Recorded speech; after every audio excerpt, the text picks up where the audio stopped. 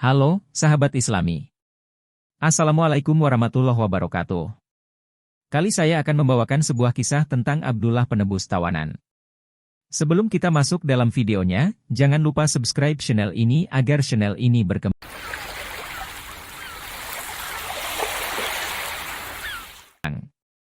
Abdullah bin Hudzafah As-Sahmi. Dia adalah seorang sahabat yang beruntung lantaran pernah menemui dua raja besar di zamannya, Kisra, Raja Persia dan Kaisar Ageung, Raja Romawi. Suatu ketika Rasulullah mengutus Abdullah bin Hudzafah untuk mengirimkan surat beliau yang berisi ajakan masuk Islam kepada Kisra Abrawis, Raja Persia. Ia pun mempersiapkan segala keperluan anak-anak dan keluarganya ia titipkan kepada para sahabat setelah menempuh perjalanan panjang. Akhirnya Abdullah bin Hudzafah tiba di ibu kota Persia. Setelah mendapat sedikit kesulitan, ia dipersilakan menghadap Kisra. Abdullah menghadap sang raja dengan pakaian sederhana, sebagaimana kesederhanaan orang-orang Islam. Namun kepalanya tetap tegak dan jalannya pun tegak penuh wibawa. Tatkala Kisra melihat Abdullah menghadap, dia memberi isyarat kepada pengawalnya supaya menerima surat yang dibawa Abdullah. Namun Abdullah menolak memberikannya kepada pengawal. Rasulullah memerintahkan supaya memberikan surat ini langsung ke tangan Kisra tanpa perantara. "Saya tidak, biarkan dia mendekat kepadaku," bentak Kisra dengan mau menyalahi perintah Rasulullah, kata Abdullah.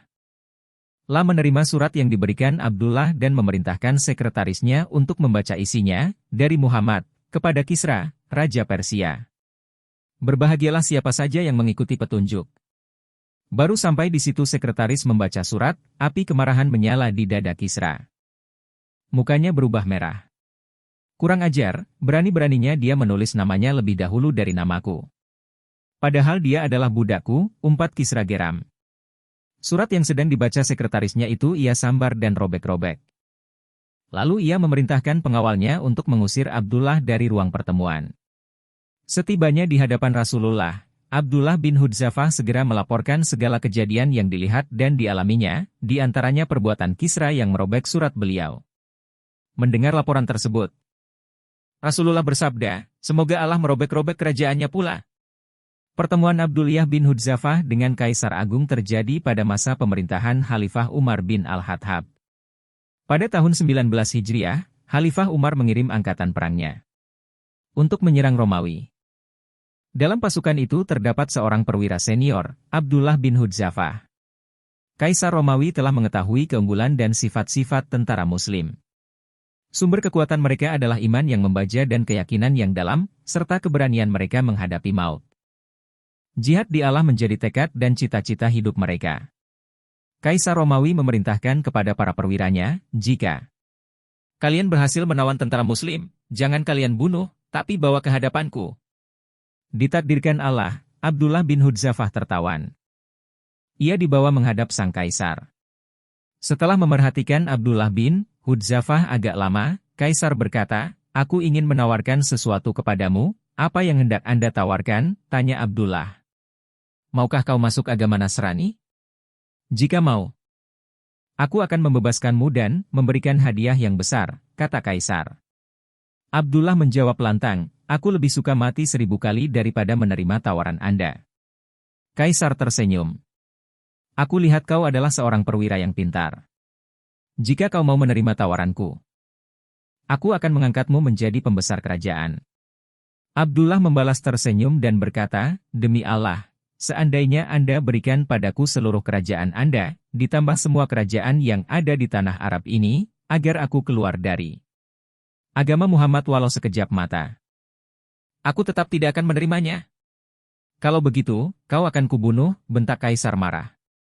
"Silakan, lakukanlah apa saja yang Anda suka," jawab Abdullah mantap. Tubuh Abdullah bin Hudzafah akhirnya diikat di kayu salib. Kemudian Kaisar memerintahkan tukang panah untuk memanah lengan Abdullah. Setelah itu Kaisar bertanya lagi, "Bagaimana? Maukah kau masuk agama Nasrani?" "Tidak," jawab Abdullah. "Panah kakinya," perintah Kaisar. Maka anak panah kembali meluncur mengenai kaki Abdullah.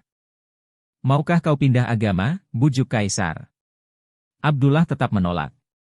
Karena tidak berhasil, Kaisar menyuruh menghentikan siksaan dengan panah. Abdullah diturunkan dari tiang salib. Kaisar kemudian meminta sebuah kuali besar, lalu dituangkan minyak ke dalamnya. Setelah minyak menggelegak, Kaisar meminta 2 orang tawanan Muslim, seorang di antaranya dilemparkan ke dalam kuali. Sebentar kemudian, daging orang itu hancur hingga tulang beyuyangnya keluar. Kaisar kembali membujuk Abdullah agar mau pindah agama, namun ia tetap menolak. Akhirnya Kaisar memerintahkan pengawal untuk melempar Abdullah ke dalam kuali. Ketika pengawal menggiring Abdullah mendekati kuali, ia menangis. Kaisar mengira Abdullah menangis karena takut. Ternyata dugaannya salah. Abdullah tetap tak mau pindah agama. Kurang ajar, lalu apa yang menyebabkan kamu menangis? Bentak Kaisar. Aku menangis karena keinginanku selama ini tidak terkabul. Aku ingin mati di medan tempur. Ternyata kini aku akan mati konyol dalam kuali, jawab Abdullah. Kalau begitu, maukah kau mencium kepalaku? Tanya Kaisar tiba-tiba. Kalau kau mau, aku akan membebaskanmu dan seluruh tawanan. Abdullah berpikir sejenak. Aku harus mencium kepala musuh Allah. Tapi aku dan kawan-kawanku bebas. Ah, tidak ada ruginya. Ia pun menghampiri Kaisar dan mencium kepalanya.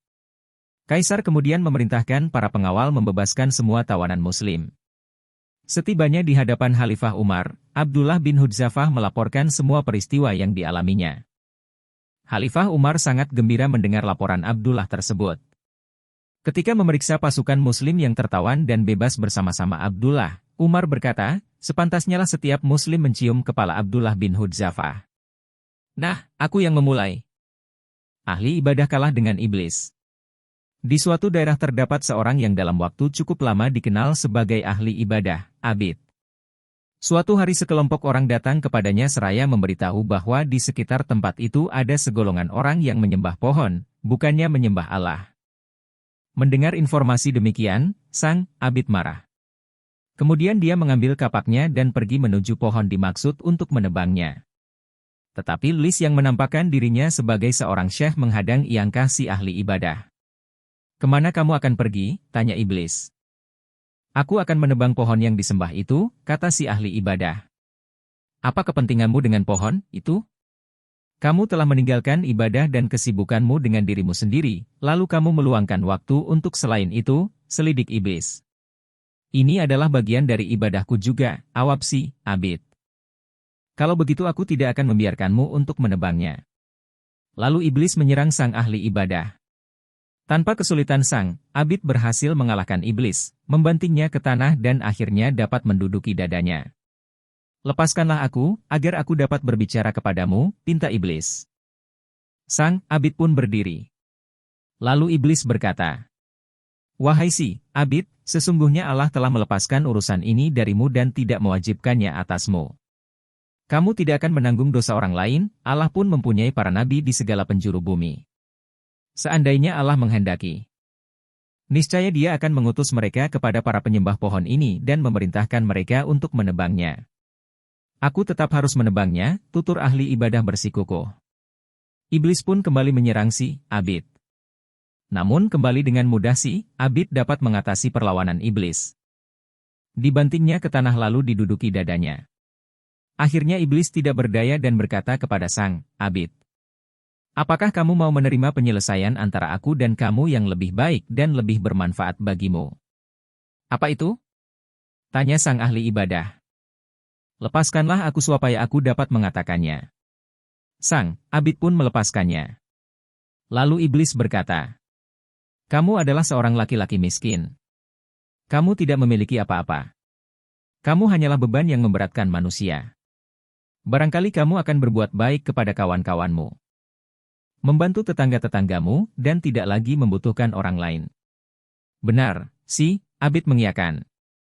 Pulang dan tinggalkanlah urusan ini.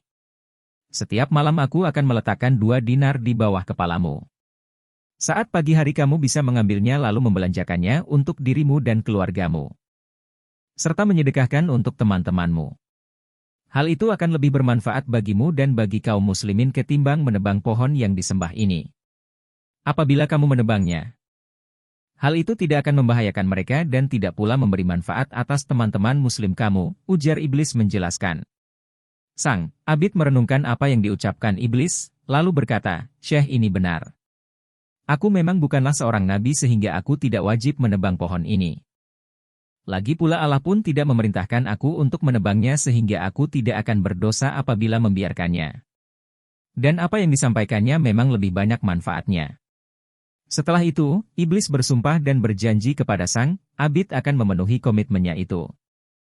Sang abid pun pulang ke tempat ibadahnya. Pada pagi harinya dia melihat 2 dinar di bawah kepalanya. Dia pun mengambilnya. Begitu pula pada keesokan harinya. Tetapi pada pagi hari ketiga dan pagi hari setelahnya dia tidak mendapati sesuatu apapun. Merasa kecewa atas kejadian itu. Ahli ibadah menjadi marah dan mengambil kapaknya.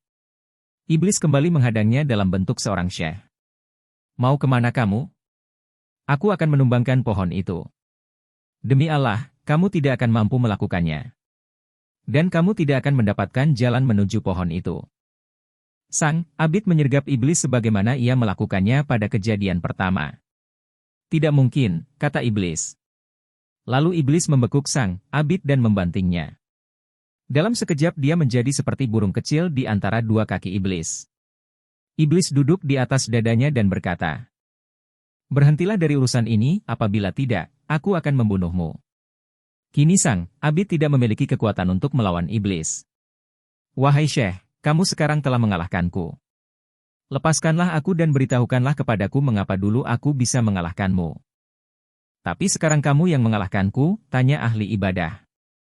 Karena pada kali pertama kamu marah, kamu melakukan itu karena demi Allah, dan niatmu adalah akhirat sehingga Allah menundukkanku untukmu. Tetapi kali ini kamu marah demi dirimu sendiri dan demi dinar-dinar yang aku hentikan untukmu, pungkas iblis. Semoga kita semua selalu dalam lindungan Allah Subhanahu wa Ta'ala.